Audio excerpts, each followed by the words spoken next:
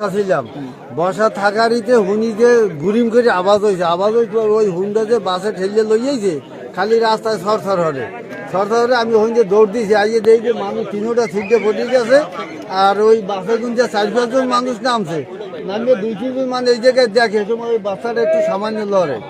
এখন ওই পিছনে একটা বিএডিসি গাড়ি ছিল, ওই ড্রাইভার আমার কয় যে আমার একটু বাচ্চাটা ধরে আমার গাড়িতে উঠেই দেন, আমি মঠবাই নিয়ে যাই, বাচ্চাটা বাঁচবে। আমি কিন্তু আপনি কেমন নেবেন, তাহলে ওই দুইটার কি হবে না, সরানো লাগবে না।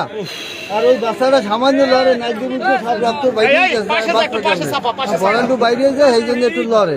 এই যে কই দিবার মানে এর গাড়ি নেওয়ার জন্য এই জিনিসটা করতে চাইছিল।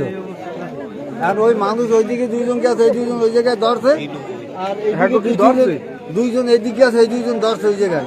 আর এইদিকে 2-3 জন গেছে, একটা যাই ওই গাড়ির মানুষের লাগে একসাথে হয়েছে। আর এটা কি ছিল, এটা কত 7:30টার দিকে বেশি ছিল গাড়ির অবস্থা অনেক রাজীপুর টান ধরে তারা নিয়ন্ত্রণ একটু হারাই হেলায় বেশি।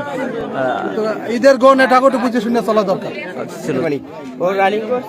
কাঠ ও পিভিসি ম্যাটেরিয়ালের সংমিশ্রণে তৈরি আধুনিক আরএফএল উডিডো, কাঠের চেয়েও কঠোর। কিন্তু ওই মোটরসাইকেল মনে করেন রানিং ছিল, তো মনে করেন ব্রেক ধরতে ধরতে আর ওইটা মনে করেন ফুল সামনাসামনি লাগাইতে ওইটা ঠেল দিতে এই জায়গায় মধ্যে নিয়েছে।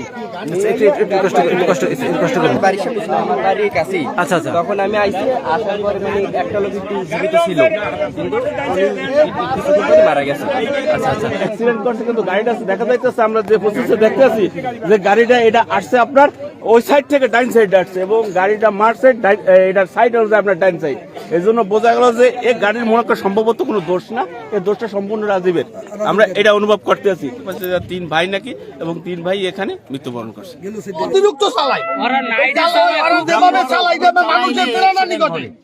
ড্রাইভারের পুরো শাস্তি হোক, তাদের এই রোড পারমিশন ক্যান্সেল করা হোক। আমরা চাই, এটা জনগণের সবাই চাই যে এই পাথরঘাটা ঢাকা রাজীব পরিবহনের রোড মানে তাদের পারমিশন